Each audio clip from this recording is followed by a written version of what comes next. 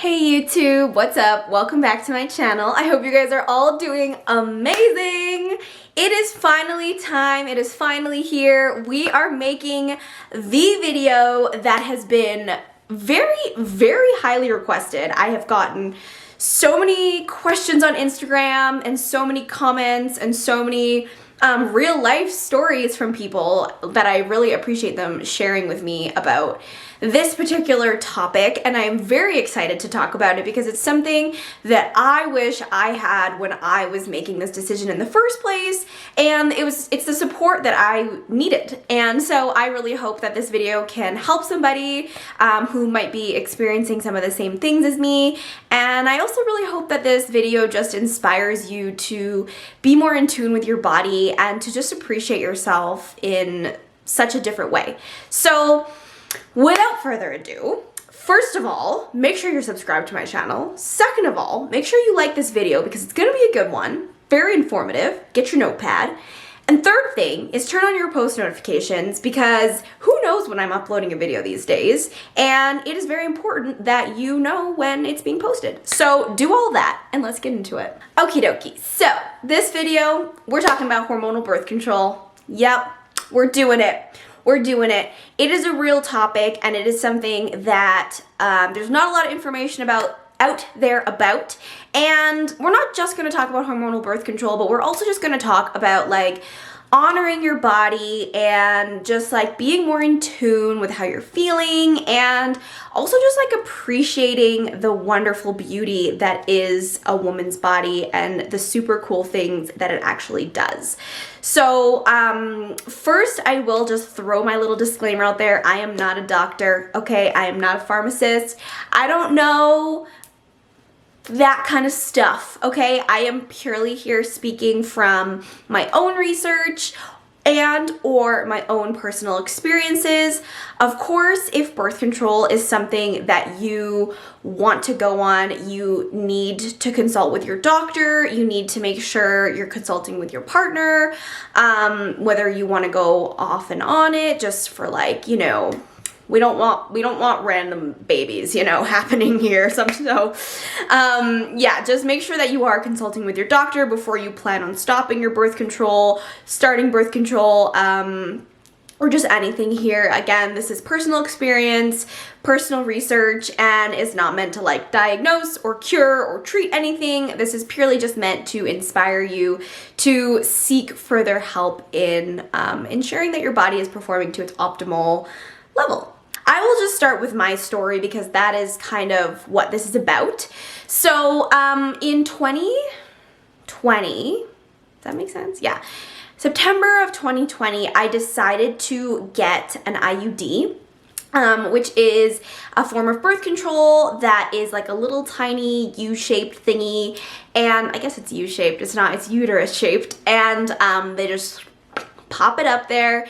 A lot of people say that they have a lot of pain when that happens. I personally just felt like it felt like a really big period cramp, and it just felt kind of like uncomfortable because like this random person's finger is up your, you know, and it's just kind of weird. But in terms of excruciating pain, I didn't feel any, but I do know that there are some women who felt a lot of pain when getting theirs in. But again, everyone's body just reacts differently. It depends on your pain tolerance and all that kind of stuff. So I decided to do that. I really didn't want to go on the pill because I had heard and researched and read just a lot of things about the pill that don't really align with my values. And I didn't really like the idea of having to take something every day and also having something in my bloodstream. The nice thing about the IUD and the reason why I chose that is because it was a low hormone dose. I got the Kyleena one and it's localized. So the hormone is just like in your uterus. It's not like going through your bloodstream. Of course, some of it does because like it's there, but it's not to the extent that the pill does. So the side effects are technically supposed to be less, is what the doctor told me, because it is more localized. It's not like a pill that's like going into your bloodstream. I decided to get that, and yeah, it was totally fine. I was really, really happy with my decision. It is very, very effective in making sure you don't get pregnant, which is also very important. I think it has like a 99 point something% success rate because it's in there and it's hormones and it's not gonna make you get pregnant. So yeah, that was really also another thing for me. It was very, very reliable, which was good. And yeah, I didn't have to worry about taking anything because I probably would have forgotten. That's how that started. And then I didn't feel anything for quite a while. I did have some cramps. I did have some weird like bleeding. Like I bled kind of like spotted for about 6 weeks after that. Like it was pretty, like I was bleeding quite a bit. And then after that, I didn't get a real period for quite a while. So that was really nice, actually. I do kind of miss that. Because let me tell you something about tampons, guys. They're expensive. And I forgot that until last month when I had my first real period and I went to go buy a box of tampons and it was $12. And I was like, got it. So that is definitely a nice thing, is you save a lot of money on tampons. Yeah, so then after that, I didn't really experience any sort of like physical side effects. I had quite a bit of nausea and bloating, of course, and then acne or anything like that hadn't really started yet, but a lot of bloating, a lot of nausea, and the mental stuff really started to show up after about 3 weeks after I got it in. I started to feel the mental effects on my mental health that it had, and it was quite horrible, actually. I was feeling incredibly just overwhelmed all the time. I was just like, I literally just felt like I was on the verge of like an emotional breakdown all the time. And I'm like pretty good at handling lots at once. I mean, I run my 2 businesses, I'm in school, I train, like I like to be busy, I like having lots to do, and the IUD made me feel like I couldn't do any of those things without feeling like I was gonna crumble. There was nothing that I needed to be extremely overwhelmed and stressed about. And I knew that it was from this because it felt very unlike me. It was like just lots of rushing thoughts and lots of just like like freaking out in my head about everything. So yeah, that was that with the mental stuff. And then as it just kind of kept going on, I just lived my life with it in, and I knew that the PMS was a lot worse with it in. I would feel again, that super overwhelmed, but my like depression was just crazy around my PMS time. Like waking up in the morning just feeling so sad and so hopeless and just like on the verge of tears, like that whole PMS week. And I know that sometimes birth control is given to people to help with PMS symptoms. For me, I never really PMS that bad. I mean, like I was maybe like a little bit crazy for 2 days and just really hungry and bloated and would get like little pimples on my forehead, but nothing to the point of like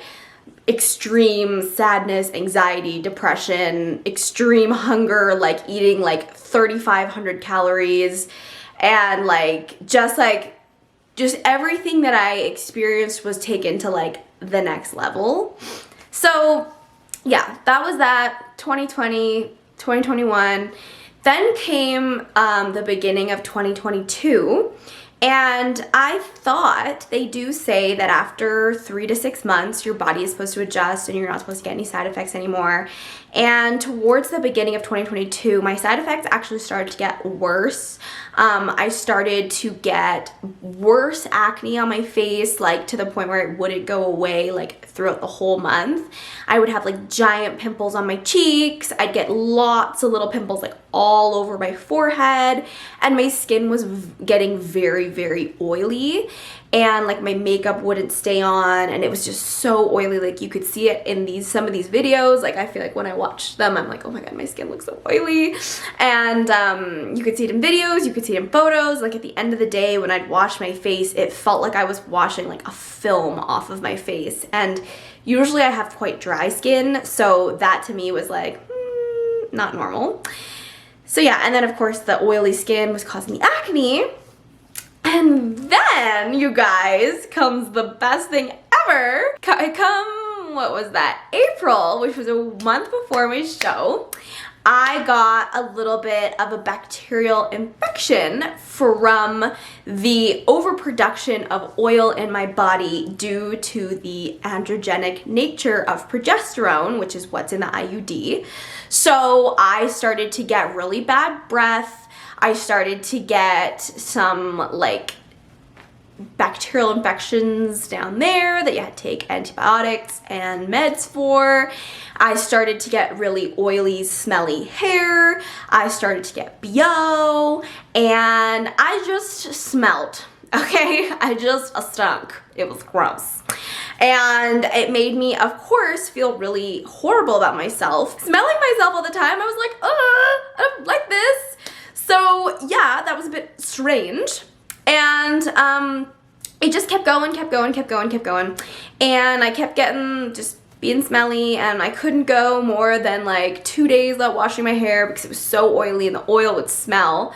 And yeah, it was just like, oh my God, it was horrible. And then the mood stuff also started to get worse, especially around my show because I was already in a caloric deficit. I knew that after the show I would be feeling quite sensitive because of eating disorder stuff. I'm already dieting. I was at a really low weight because of the show. And then on top of that, I had the anxiety and the overwhelm and depression from the hormones. So all of that together just created this bomb catastrophe in June, July, where my like mood and emotional regulation was so bad, like just having these like crazy like freakouts and crazy breakdowns, and it was just like, and then just constantly feeling stressed and unsettled on the inside. And that I would bottle it, and then it would become this like huge mental freak out that I would have that was like very similar to when I was in my eating disorder.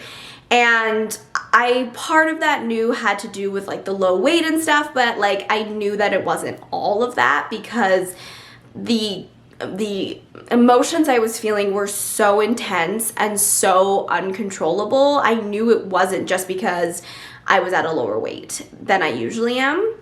So that again just kind of was like, okay, this is probably an IUD side effect, whatever. And I just kept going because in my head I was like, this is my only option. And I went online and I talked to my doctor, and I'm like, I felt so like hopeless. I was like, what do I do here? Like, you can't, anything I do is going to make me miserable, it sounds like. And we had this conversation, like, if I go on the pill because my side effects here were really bad, my side effects on the pill are probably gonna be worse. And then, there's the patch and there's a ring, and then it was like, okay, but those are still hormones, and I'm still gonna have those side effects, I'm still not gonna ovulate, like, it's still gonna disrupt my natural cycle. Yeah, and we just kind of like couldn't really find another option. And then the copper IUD, which is non-hormonal, has some side effects like really bad cramping and bleeding that I really didn't want. So I was like, okay, I just can't win here. Like this, what I'm doing right now seems to kind of be like the best option out of all of them. So I just kind of kept it in and just kept rolling and dealing with these side effects that I didn't realize how bad they were until November when I got it out. November, I was just feeling done. I was so done with the way I was feeling. I was just so done with the way I was looking and feeling, and I started, here's more stuff that started happening, is I started I started burping all the time, which was disgusting because I don't burp. Okay, I've never burped in my life except for this past year, but I would eat and then like an hour later, I would start burping up the food that I had just eaten. And I've always, like, because of eating disorder, I know that my digestive system is very sensitive because it's very common, and I'm always working on healing my gut, and I've done really well with feeding my microbiome and all this kind of stuff, and like I've been doing really well. And then I like start all of a sudden getting this like burping shit, and I'm like, hey, what is happening? Like, why am I burping all the time? I'm like an old man.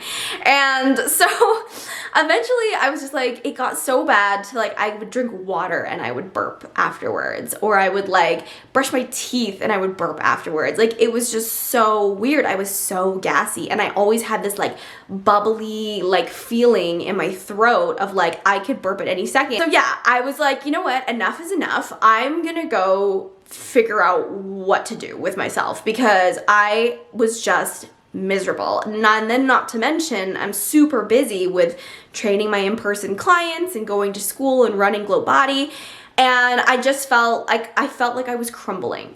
And if you guys watched that previous video of kind of like my comeback to YouTube, you'll see that like what I said in that video was that I felt so broken before, and then I got my IUD and I felt even more broken, and then it made me feel worse because I felt like I had never improved on my mental health or getting over that last relationship I was in, or like dealing with anything really that's happened. I felt like I had just started back at square one because I felt like just a mess all the time. So I went to go see a naturopath in November of 2022, and I basically just told her everything that was going on. I told her about the digestive stuff. I told her about the mood stuff and how I'm just like depressed and sad all the time, like more than like my normal level of mental illness that I do know I have, but like beyond that, like to the point where some days I couldn't manage it kind of feeling. And she said to me that your IUD is definitely the cause of what's going on. And she said that, you know, the mood stuff and the oils and the burping and the smell, she said it is all a side effect of progesterone, and some people's bodies are just a lot more sensitive to it than others. And because I'm apparently a sensitive little flower, I'm the lucky person that's super sensitive to that, because I know people who have had IUDs in and they literally don't feel anything. So my body was just extremely sensitive to progesterone. And it felt so good to have somebody like listen to me, and somebody to like tell me that like I'm not crazy, and to like tell me that it's okay to be so in tune with my body and to feel all the things that I'm feeling. She suggested that I get the IUD out because she said my body has been in so many different phases of stress in my life that I've never given it a chance to just like be and heal. Everything was just stacking on top of each other, and I had never given my body a chance in between to just be like, okay, like we can recover, we can heal, we can relax. And she said that like that's put a big stress on my digestive system, on my skin, on my mental well-being, and just all that kind of stuff. Not to mention, I also work out super hard 6 days a week, so there's also that. So basically she said to me, she was like, first things first, let's get that IUD out, let's get your body back to its normal rhythm, and let's get it to recover on its own.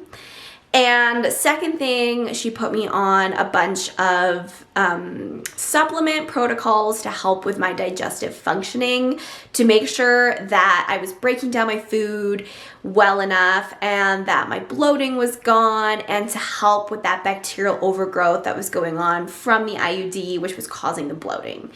So that was probably like the best decision I've ever made. Honestly, if you have never gone to a naturopath, go to one because they rock.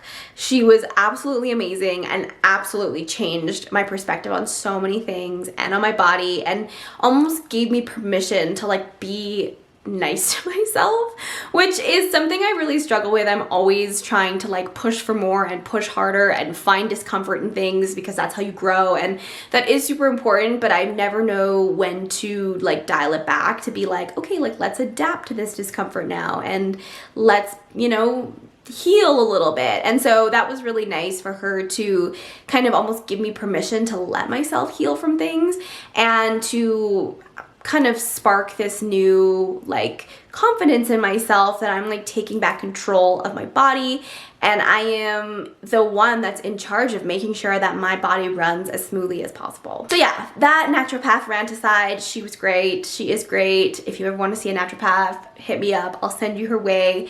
And yeah, and so that's basically kind of how the story of the IUD went, if I was to just put a cap on that. And so now I thought I would just kind of talk about how I'm feeling now, being off of it for 2 months. I've had my first real period, which was like, I know this sounds weird, but it was like actually amazing. I felt so like cleansed afterwards. It was so weird because like, this is like TMI, but like when you have an IUD, not that this whole video isn't TMI, but this is like kind of gross, but when you're on the IUD and you get a period, your period is like this like brown, like thick, like smelly, like blood. It's gross, okay? It is gross because what the IUD does is it makes sure that the lining, which is what the period is, of your uterus doesn't build up so that it can't facilitate a pregnancy. So you don't get a huge buildup of a lining in your uterus because of the IUD in there.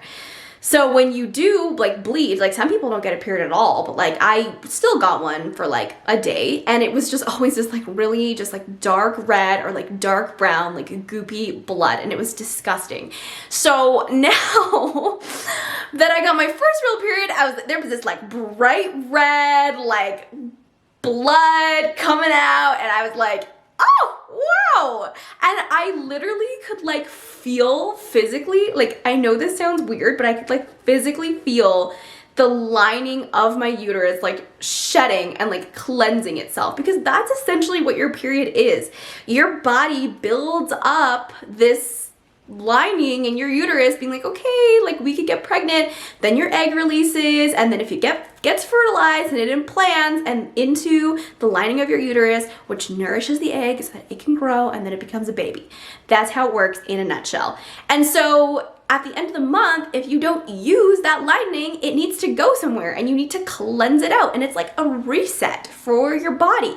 And if you don't do that, like I just learned, it feels horrible. And so once I felt that like cleansing and that like official like shedding of like my natural hormones making my uterus shed, I was like, whoa, this is cool.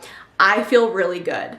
And after my period, I was like, yes, here I am cleansed and shedded, and I'm ready to like embark on the next 28 days of my cycle. And it just gave me a whole new appreciation for my period, you guys, because let me tell you about periods, nobody ever says anything good about them, and nobody appreciates them as much as they should be, because your body is amazing and your hormones are also amazing. And honestly, nothing in this world made me appreciate that more than coming off of hormonal birth control, because seeing and feeling and learning and understanding about my body as it goes through the 28-day menstrual cycle has been the coolest thing, honestly, and it's only been a month. So yeah. So one of the questions I got from you guys is to explain like what is your menstrual cycle exactly, and how do you know how you're feeling at different phases of your cycle, and like tell me, because I feel like I'm always bleeding. And so basically, I mean, everyone's cycle is different, okay? And again, like I said, I'm not a doctor, but this is just from my own research because I am now obsessed with periods. And all I do is learn about periods. So basically, your cycle is 28 days. Day 1 is the first day you bleed, okay? So that's day 1 of menstruation, okay? That will last, let's just say 7 days, okay? I like to break it up into like 4 7-day chunks. Some people's vary, some people bleed for 5, some people bleed for 10. It just kind of depends on your body, but basically 7 days you're bleeding. After you bleed, you go into your follicular phase. So that's when the follicle starts to grow, and develop. And then it just goes on and do. And then on day 14 of your cycle, it's ovulation time. And so that is when you are most fertile. It's fun fact, when men are actually most attracted to you. So if you're out here trying to pick yourself up a man and you want to go out, go when you're ovulating. Just make sure that you're protected when you're making spaghetti, because you also are very, very fertile during this time. So that is why you're more attractive to men. It's like a mating call. And apparently your voice is actually a little bit higher when you're ovulating, because it's almost like a mating call to like men to be like, hello, I'm fertile. And so people think that only peacocks do that with their little feathers and their mating calls, but we have them also, you guys. So yeah, that's what happens. And you notice that during ovulation, your boobs might get a little bit bigger, your butt might feel a little bit bigger, because your body is like, look at me, I am feeling snatched and I'm fertile. That's exactly what it's doing. And you also have a very high drive and lots of energy for everything. And just to add more to that, on top of that, from an exercise physiology standpoint, because this is also something I'm very interested in, you are also your strongest and most energized at the gym during this time. So if you want to smash a PR, if you want to do a HIIT workout, if you want to go balls to the walls, like high intensity interval training, when you are ovulating, this is your moment, girl, okay? So yeah, that's ovulation. Take advantage of it. It's great. Okay, but also know that you are very, very fertile during this window. Most people think that you can get pregnant anytime, all the time through the month. That is a big fat lie. There technically are only like 4 days in the month where you like actually can get pregnant.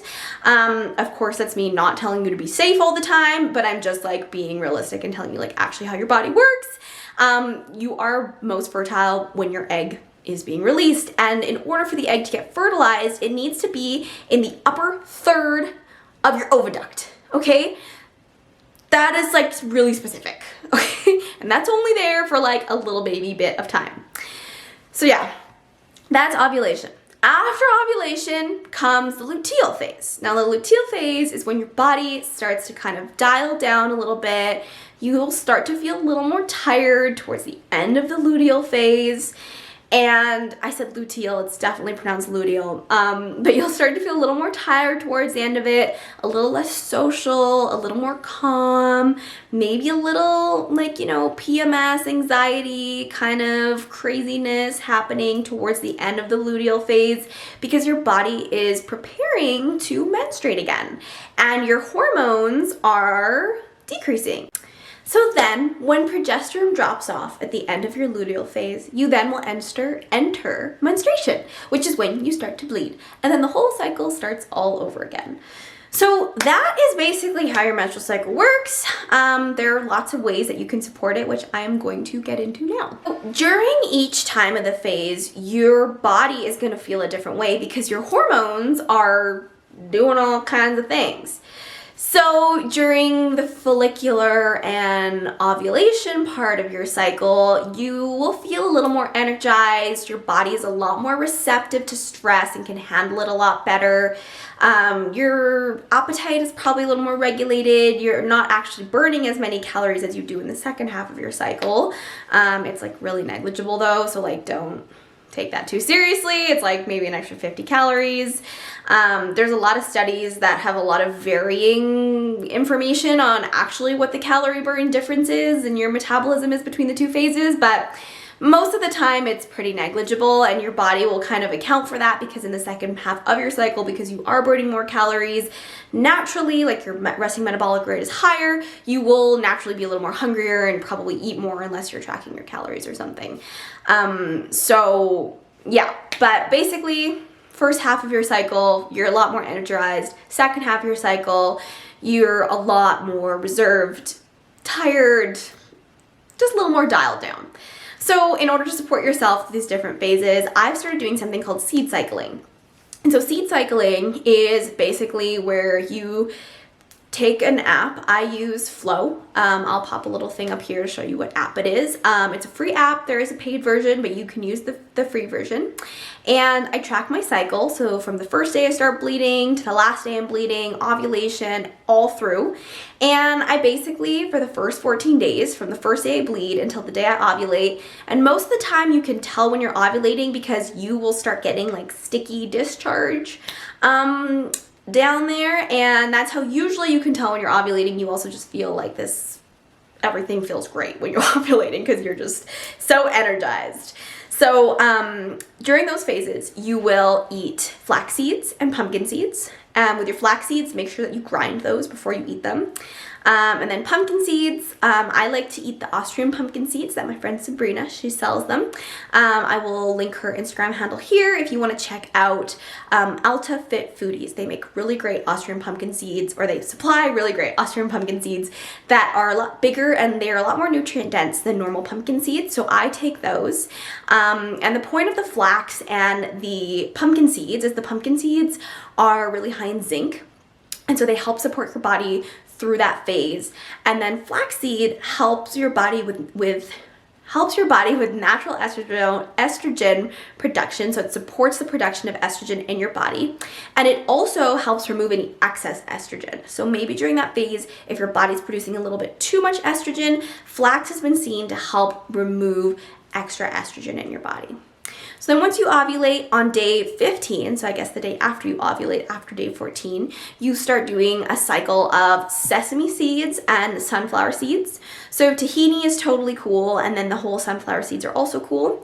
So usually I will switch out my peanut butter for tahini, which is like the saddest thing in the world because peanut butter should be eaten all the time. But for me, it's just easiest to do it that way, and then I don't forget to take my tahini. So usually before my workout, I have a banana with peanut butter. So then during the second half of my cycle, I just have banana with a little bit of tahini on it.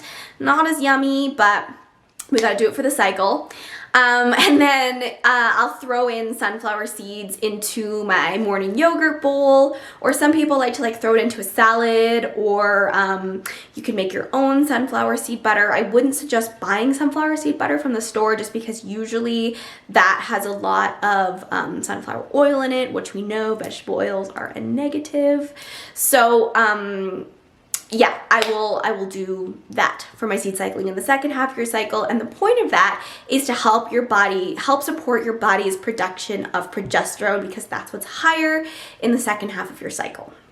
And so basically you just do this 14 days cycling of the seeds, and it just helps support your body's hormone levels, but it also gets your body into a cycle. So I'm sure you guys have heard of the circadian rhythm, which is like your 24-hour clock, your rhythm with the sun, your sleep-wake cycle, whatever.